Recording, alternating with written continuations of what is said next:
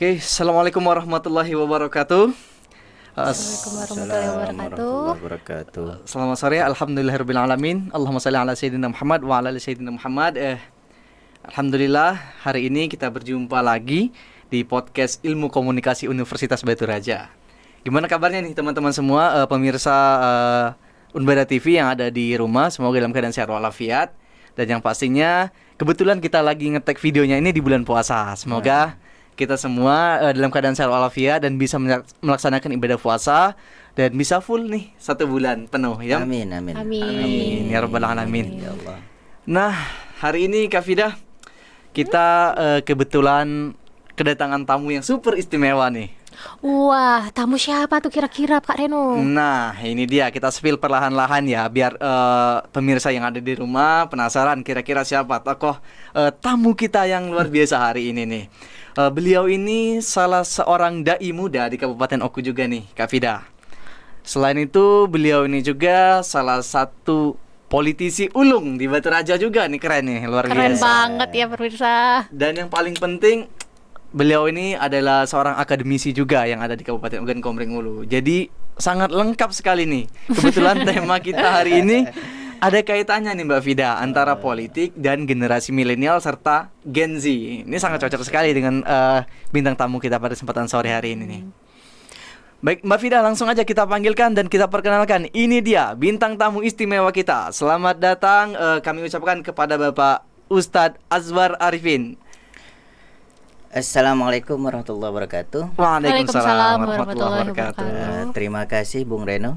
Alhamdulillah hari ini kita bisa bersilaturahim di jam yang krusial. Masya Allah. Karena di bulan Ramadan ini jam yang krusial. Dan kalau kita lihat di jam 3 itu adalah World Takjil ya. Iya betul sekali Ustaz. Tapi insya Allah kita tetap semangat lah. Masya Allah. Bagaimanapun bulan Ramadan harus kita isi dengan amalan-amalan yang produktif insya Allah. Betul sekali Ustaz.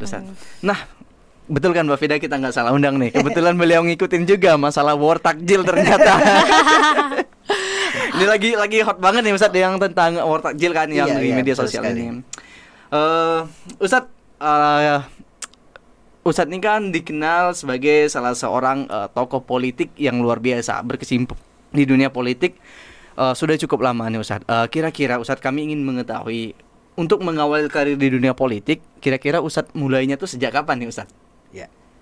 Terima kasih Bung Reno dengan Mupida. Bahwasanya saya mengenal politik ini sebenarnya secara tidak langsung, yaitu ketika saya memang sudah di bangku kuliah ya.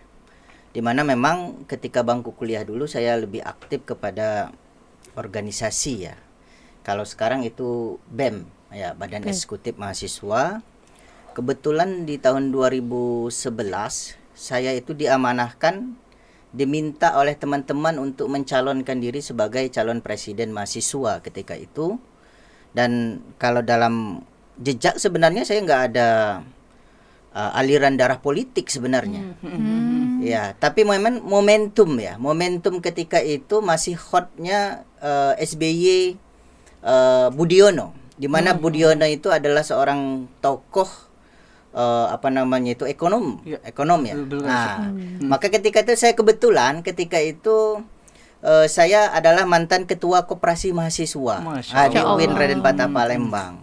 Nah, jadi momentum itu kita pakai karena kita anggap kampus ini adalah miniatur sebuah negara. Maka kita jual lah itu. Bahwasanya saatnya insan koperasi atau insan ekonomi ini harus bisa ikut serta dalam politik. Maka kebetulan diminta oleh teman-teman karena momentum itu dicalonkan. Alhamdulillah ternyata diberikan amanah oleh mahasiswa ketika itu. Nah, disitulah mungkin awal saya mulai terbuka dan mengenal istilahnya politik ya, awalnya politik kampus ya. Nah, setelah saya mengenal politik kampus ini Bung Reno ya, saya kembali ke daerah, kebetulan ketemu lagi teman-teman dan saya diajak ketika itu 2015 kalau nggak salah, saya kembali ke Batu Raja untuk aktif di PKS. Itulah mungkin awal saya mengenal Partai Keadilan Sejahtera ini, dan itulah awalnya saya ikut serta di dalam bidang politik dan mencalonkan diri pada tahun 2019 ketika itu. Itulah bentuk awalnya ya, ceritanya itu. Ya, terima kasih. Berarti bisa disimpulkan Ustadz ini memang seorang organisatoris yang cukup ulung berarti ya, mulai langkah karir politiknya mulai dari kampus, kemudian setelah menyelesaikan studi, kemudian langsung terjun, ini luar biasa sekali, langsung terjun ke dunia perpolitikan dan kembali lagi ke Kabupaten Ogan Komering Ulu tanah kelahirannya. Ini luar biasa sekali. Salah satu hal yang perlu dicontoh untuk kaum anak muda, mungkin kan pasti banyak nih anak-anak muda Oku yang ada di luar situ yang memang aktif juga di dunia politik nih Ustadz. Jadi sangat terbuka sekali Ustadz ya kalau memang nantinya mereka ini untuk terjun langsung ke dalam dunia perpolitikan di Kabupaten Oku. Ya, betul, peluangnya masih besar itu Bung Reno. Karena kenapa? Kita ini kan bahasan dalam bidang politik ini, apalagi di daerah Kabupaten Oku ini, tapi saat ini ya kita lihat sudah mulailah banyak teman-teman yang kemudian sadar dan kemudian mereka kembali juga ya. Setelah pendidikan mereka kembali ya, mulailah memperhatikan daerahnya. Karena kenapa? Kalau bukan kita ya siapa lagi yang peduli terhadap daerah yang Kabupaten Oku yang kita tercinta ini. Itu mungkin. Betul sekali Ustadz. Silakan Mbak Fida kalau ada yang ingin dipertanyakan. Oke Pak, bagaimana Pak? Ini kan sekarang sudah masuk generasi Gen Z dan juga kita mau menanyakan juga generasi Kak Leno juga, dia generasi milenial dan saya generasi Gen Z.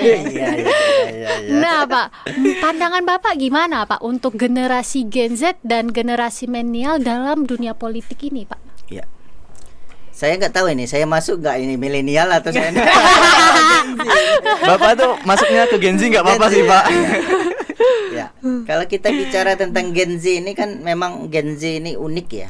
Ini kalau kita bicara tentang data BPS dan sebagainya, bahwasanya Gen Z ini adalah anak-anak yang muda yang rata-rata lahir di tahun 97 sampai 2012 ya. Iya. Nah, di mana sekarang kurang lebih usianya 8 sampai 23 tahun. Iya, betul, Pak. Ya.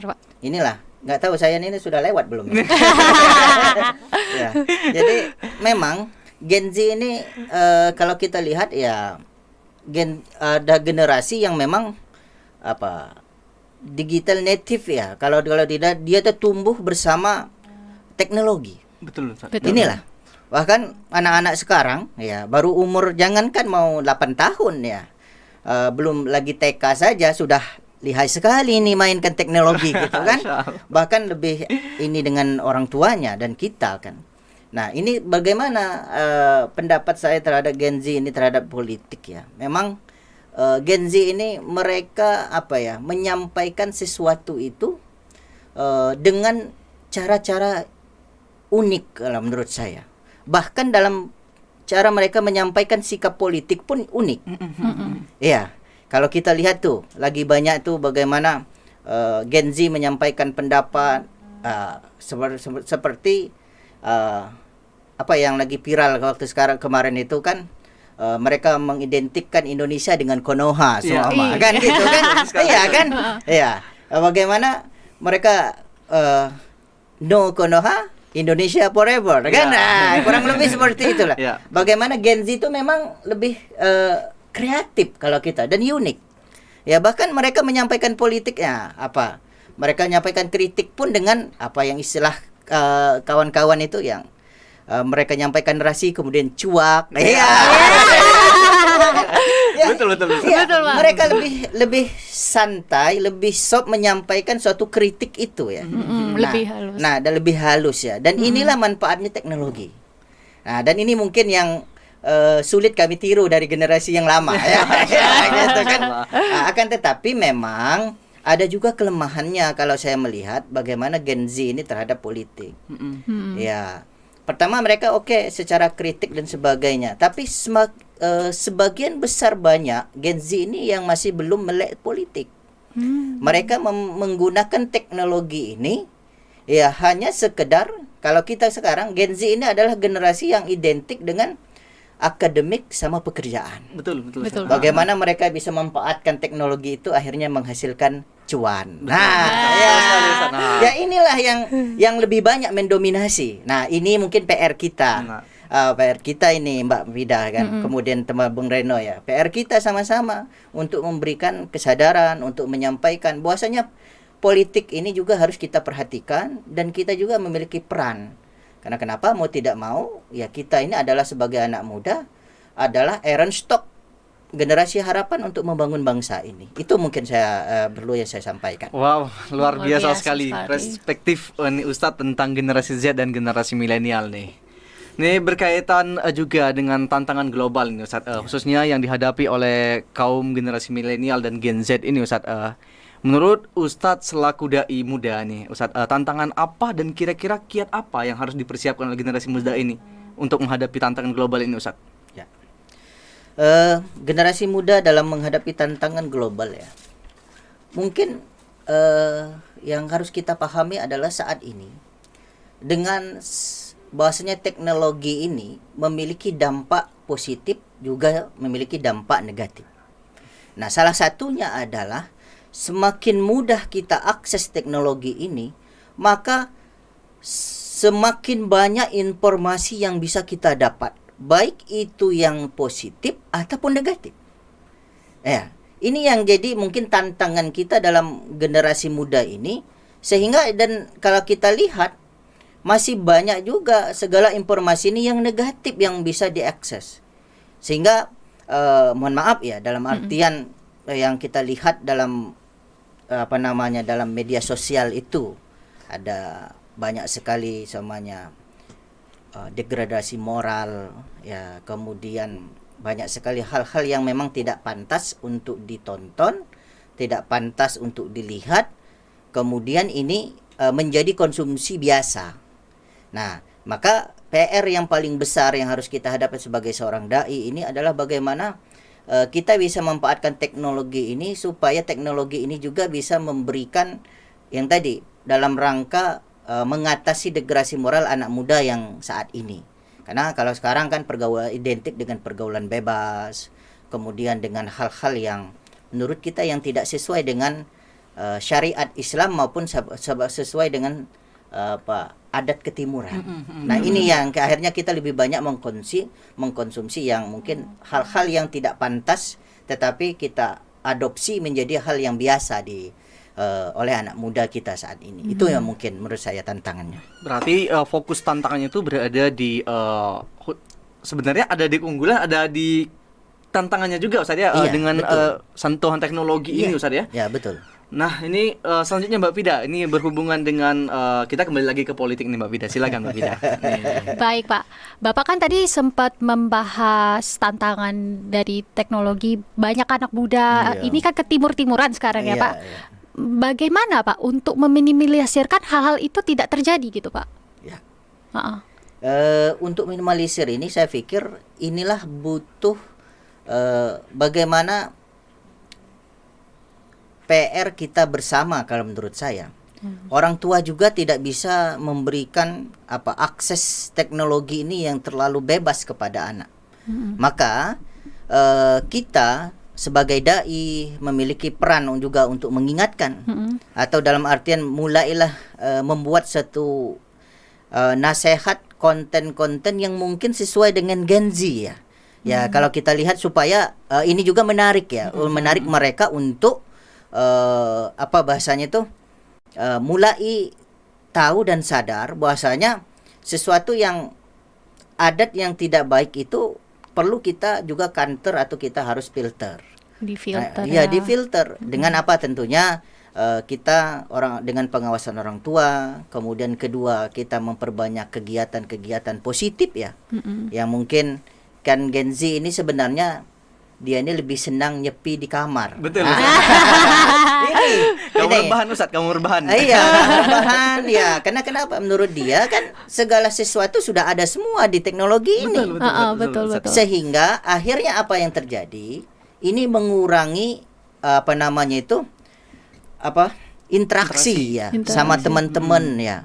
Padahal butuh juga mungkin kita orang tua harus memperhatikan anak kita jangan sampai juga mereka selalu sendirian gitu kan. Kita buat aktivitas gitu kan, tentu dengan aktivitas yang baik. kegiatan keagamaan, kegiatan sosial yang ada di luar, mengenalkan dengan lingkungan. Ini penting mungkin PR kita bersama lah, orang tua, pendidik, dai, dan tugas kita ya yang bisa mengingatkan Gen Z ini supaya tidak lupa. Itu saja mungkin. Baik Ustadz, jawaban yang sangat luar biasa sekali ya. Ini kita tarik lagi ke dunia politik nih Ustadz. Berkaca dari apa yang Ustadz paparkan tadi, salah satu kendala di Gen Z itu adalah mereka lebih individualis bisa dibilang Ustadz ya. Betul. Dan agak kurang dalam hal bersosialisasi kepada lingkungan sekitar nih Pak. Nah ini ada kaitannya juga mungkin dengan minimnya daya tarik mereka terhadap partai politik atau dalam kegiatan politik nih Ustadz. Nah kira-kira menurut Ustadz apakah sifat individual ini tadi menjadi faktor besar mereka sehingga mereka ini agak kurang peka dengan kondisi politik saat ini Ustadz? Ya, sebenarnya itu bisa menjadi salah satu faktor ya. Salah satu faktor. Karena tentu karena kurangnya interaksi, kalau individualisnya tinggi, kemudian tidak adanya interaksi sosial yang ada, sehingga mereka mungkin semua mengamati segala permasalahan itu, semua yang terjadi itu melalui media sosial. Padahal kita belum tentu media sosial itu semuanya benar. Nah, di sini kan banyak sekali hoax semuanya. Kemudian apalagi mohon maaf ya, konten-konten itu kan semuanya banyak sekali dalam bentuk rekayasa sebenarnya. By design, by design. Ya.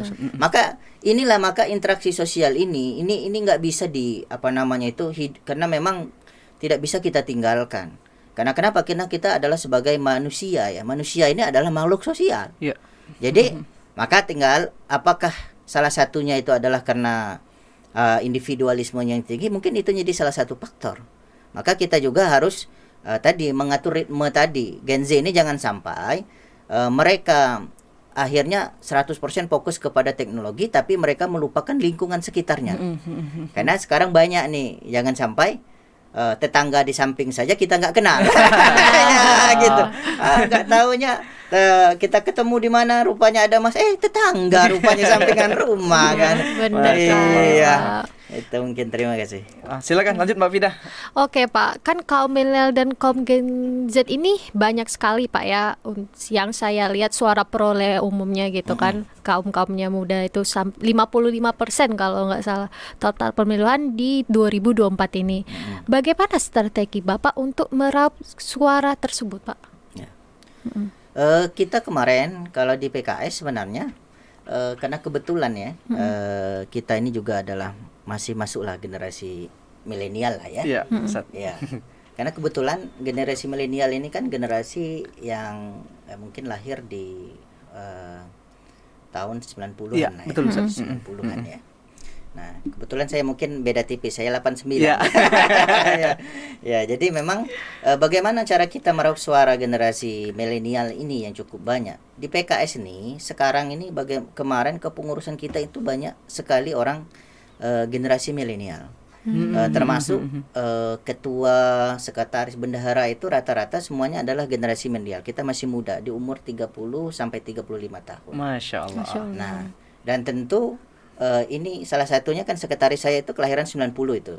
Si Yudi ya. Oh ya, Mas Yudi. Ya, Mas Yudi ya. Kebetulan alumni sini juga betul. alumni TP ya. Di mana kita juga menghadirkan pengurus yang banyak generasi milenial, caleg juga kemarin kita banyak juga caleg milenial, dan itu memang dari DPP sampai DPD itu semua calegnya baik dari pusat, seprovinsi maupun pusat. Itu kita kemarin kalau nggak salah 55% itu adalah calegnya adalah caleg milenial. Wow. Ya, termasuk di dapil saya itu bahkan sampai 70% milenial. Wow, keren. Tapi ternyata ya inilah yang menjadi suatu hal yang kita strategi kita ya untuk itu meraup suara itu. Ya. Maaf potong sedikit Pak, untuk Gen Z-nya apakah ada Pak? Gen Z kemarin ada. Kemarin Gen Z saya itu di dapil saya, kebetulan dapil 2 itu ada 2 orang itu dari 9 caleg itu berapa persen ya? 2 orang dari 9. Iya. Sisanya 70% itu adalah milenial, baru sisanya itu yang lain. Jadi hanya 10% kemarin itu yang bukan milenial atau Gen Z. Wow. Ini artinya PKS ini sangat terbuka untuk anak muda nih. Ya, betul sekali. Dan termasuk yang terpilih pun banyak untuk pusat ya, kita banyak sekali juga yang generasi milenial ya, seperti Dr. Gamal atau Alvin Said ya, di mana beliau bisa meraup suara milenial gitu, dan masih banyak lagi sebenarnya. Artinya kalau dari situ sebenarnya generasi milenial dan generasi Z ini memiliki peluang yang sama, yang setara, Ustadz. Tinggal lagi bagaimana kemudian kita memanfaatkan itu untuk menjadi suatu kekuatan besar yang bisa nantinya membawa arus perubahan di Indonesia, Ustadz. Apakah seperti itu, Ustadz? Iya, betul itu. Karena mereka ini adalah seperti yang saya sampaikan tadi, generasi milenial dan Gen Z ini adalah senantiasa yang berinteraksi dengan teknologi dan besar bersama teknologi. Dan dunia sekarang, pangsa pasar itu nggak bisa kita lepaskan dengan teknologi. Begitu juga dengan politik. Ya, maka ibarat ada suatu pepatah mengatakan ya, sekarang ya siapa yang memegang teknologi itulah jadi pemenangnya. Ya. Maksud ya, mohon maaf ya, mungkin sedikit kita ya. Siapa yang bisa mengendalikan teknologi ya itulah jadi pemenangnya. Ya, si rekap aja bisa dikendalikan. Ya, kan? Betul. Ya, inilah yang mungkin ya. Ya, maka Gen Z itu sangat penting menurut saya. Oke, next Mbak Pida, silakan Mbak Pida. Oke Pak, saya ingin bertanya nih. PKS ini kan salah satu partai yang kursinya di Parlemen Oku ya Pak ya. Artinya PKS tentu akan memiliki andil besar dalam lahirnya pemimpin baru di Oku. Kira-kira pemimpin seperti apa sih yang paling ideal untuk memimpin kaum milenial dan Gen Z ini Pak?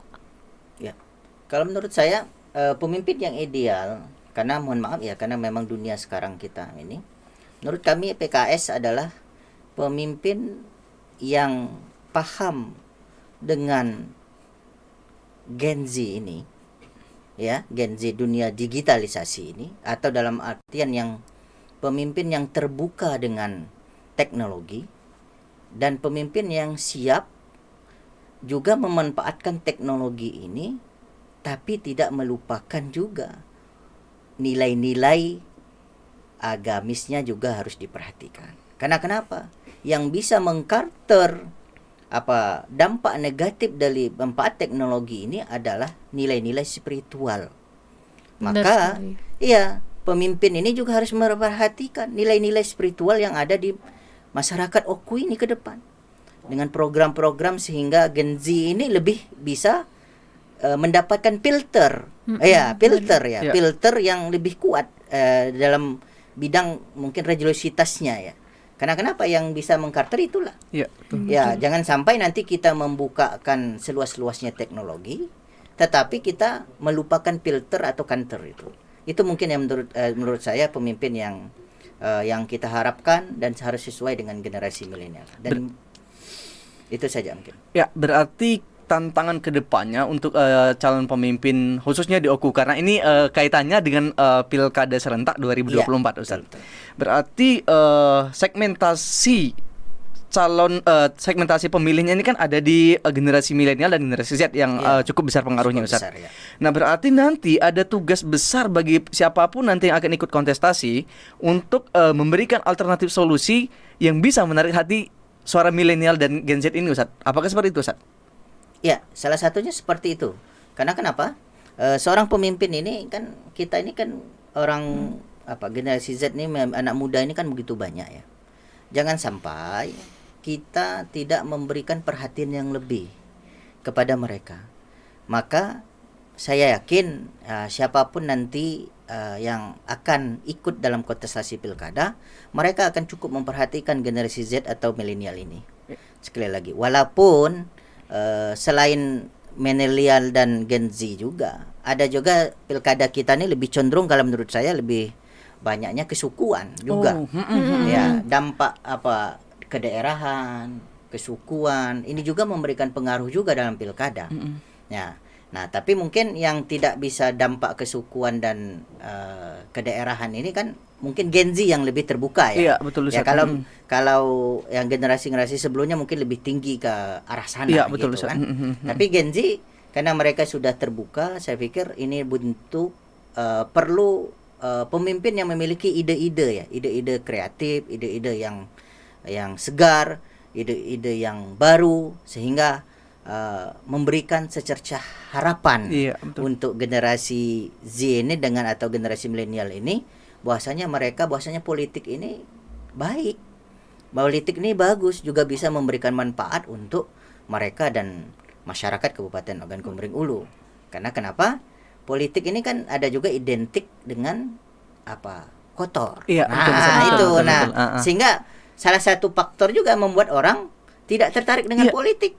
Betul, Ustaz. Kan? Betul sekali, Ustaz. Kan? Setuju, Ustaz. Karena ini politik nih susah nih. Politik nih kotor gitu kan.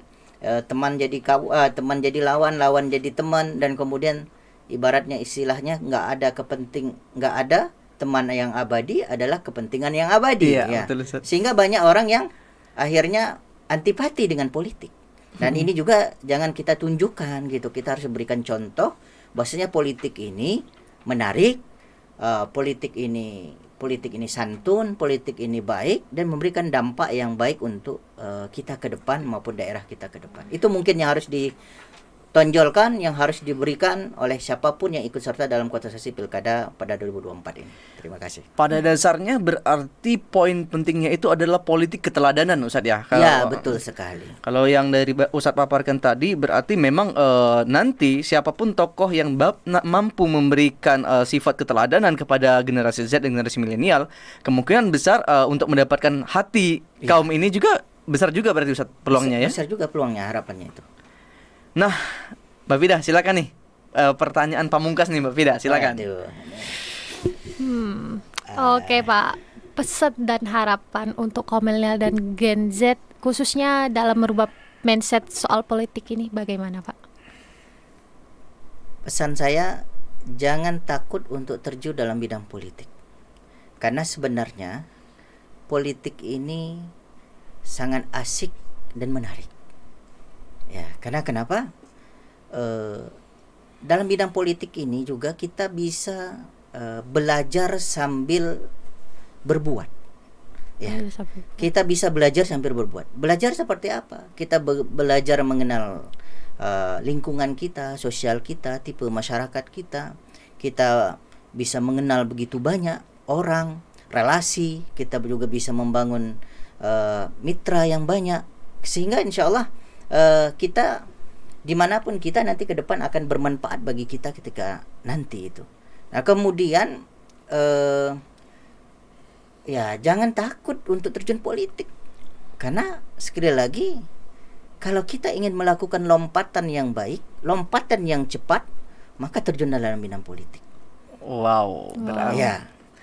Berarti politik ini merupakan salah satu kunci untuk memutus apa yang selama ini menjadi ketakutan dalam tanda kutip, Ustadz ya, dalam benak kaum milenial dan Gen Z ini sendiri, Ustadz. Ya, betul. Karena kenapa? Politik ini yang paling, kalau menurut saya, lebih sesuai sebenarnya passionnya dengan Gen Z atau milenial. Kenapa? Mereka tidak mau terikat. Iya, betul. Ya, mereka ingin bebas berekspresi. Mereka ingin bebas juga untuk berbuat. Maka ketika mereka terjun politik, insya Allah ekspresi itu lebih perbuatan yaitu bisa bermanfaat dan lebih bisa dikaryakan dan bisa dikembangkan. Ya, itu yang mungkin menurut saya, sehingga Gen Z ini akhirnya tidak timbul sifat individualisme lebih tinggi. Mereka akhirnya mulai berinteraksi dengan sosial mereka, lingkungan mereka. Maka insya Allah dengan teman mereka. Jadi tidak hanya berkutat dalam dunia teknologi saja. Ibaratnya kita dalam dunia maya saja, ya dunia maya saja yang kita kenal, tapi jaka sembungnya nggak kita kenal gitu kan. Ya, ini mungkin jadi masalah gitu kan. Betul sekali, Ustaz. Masya Allah. Nih Ustaz, kita udah bicara politik kurang lebih selama 30 menit nih Ustaz. Jadi untuk kita rileks nih lagi nih Ustaz, kita rilekskan lagi, kita turunkan intensitas pembicaraan kita nih. Ini ada beberapa pertanyaan yang Ustaz harus jawab dengan cara cepat nih Ustaz. Silakan nih Mbak Fida, mulai. Ini buat tekanan darahnya naik. Insyaallah ya. Oke Pak, kalau Bapak tidak menjadi politis atau akademis, Bapak ingin memilih menjadi apa? Dai. Ya. Wow. Karena kenapa?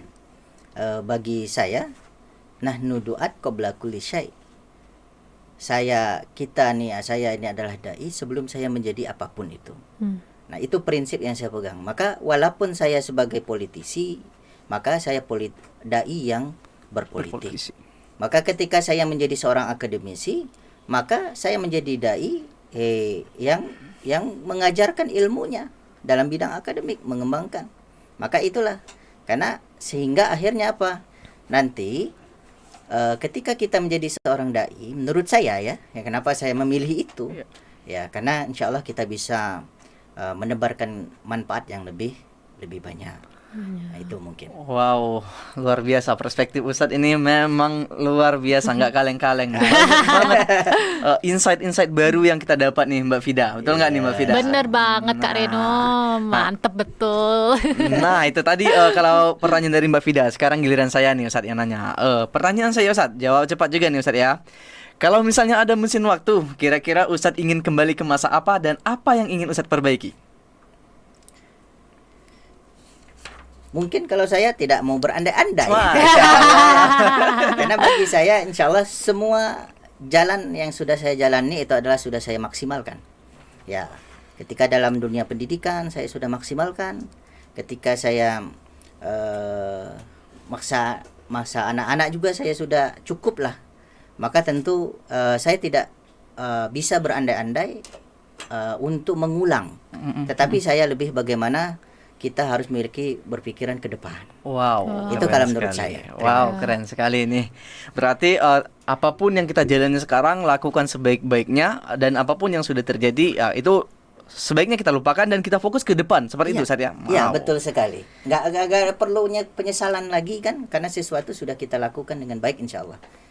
Terima kasih. Wow, itu lanjut nih Mbak Fida nih. Pak, kita nih ada pertanyaan. Ini kan lagi musim takjil kan.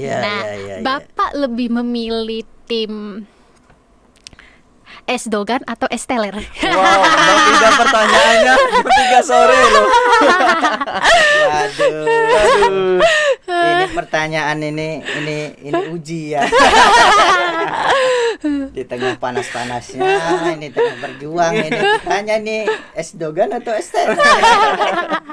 Ya kira-kira saya ikut timnya Mbak Fida aja lah. Ya, kira-kira Mbak Fida mau pilih mana, es dogan atau es teler? Kalau saya sih Pak, kalau bisa dua-duanya. Masya Allah. Kalau boleh milih ya saya pilih es dogan saja. Es dogan. Kenapa? Karena ada filosofinya. Apa tuh Pak? Iya. Karena dogan itu menyehatkan. Masya Allah, keren sekali. Iya, insya Allah. Nih Ustadz, pertanyaan terakhir nih. Ini benar-benar pertanyaan terakhir kita Ustadz. 3 kata untuk podcast kita hari ini. Kira-kira apa Ustadz? 3 kata ya. Luar biasa, berbuat dan terus bekerja. Wow, luar biasa. Itu tadi perspektif-perspektif yang disampaikan oleh Ustadz Azwar Arifin selaku bintang tamu kita dalam podcast Ilmu Komunikasi Universitas Baitur Raja ini. Sebelumnya kami pengen mengucapkan terima kasih banyak kepada Ibu Bianca Virgiana selaku dosen pengampu mata kuliah Jurnalisme Audio yang sudah memberikan kesempatan kepada kami untuk berkreasi. Ini paling penting nih. Ya. Untuk berkreasi dan mencari ilmu sebanyak-banyak mungkin khususnya dalam bidang politik nih. Kebetulan saat ini bintang tamu kita memang salah satu tokoh politik yang luar biasa juga di Oku. Ustadz, terima kasih banyak atas kesempatan sudah hadir bersama kami di tengah kesibukan Ustadz sebagai dai, politisi, juga sebagai seorang akademisi. Tapi Ustadz masih menyempatkan diri untuk hadir bersama kita pada kesempatan sore hari ini. Mudah-mudahan apa tadi yang Ustadz sampaikan dan yang kita tanyakan bisa memberikan manfaat. Amin. Bagi kami maupun bagi para penonton yang ada di rumah Ustadz. Amin ya. Terima kasih. Dan kepada teman-teman juga kita mengucapkan selamat menjalankan ibadah puasa. Semoga sehat-sehat selalu dan yang pastinya insya Allah podcast Ilmu Komunikasi Unbara akan memberikan tayangan-tayangan edukasi yang menarik lainnya. Bukan cuma sekedar informasi tentang politik, tapi ada banyak hal nih yang dibahas di sini juga. Jadi pantengin terus di podcast Komunikasi Universitas Baitur Raja yang nanti akan tayang di mana teman-teman? di Unbara TV itu. Jangan lupa yang belum subscribe subscribe juga ya di Unbara TV. Unbara TV ya. Nah, betul sekali Ustaz. Unbara Berarti TV. saya harus subscribe dulu ya. Boleh juga nih, boleh Ustaz. banget, Pak. Ya, boleh juga. Atau Ustadz kalau memang nanti Ustadz berkenan nih mau membawa teman-teman politis lain untuk ngobrol bersama di sini boleh juga nih Ustadz. Boleh.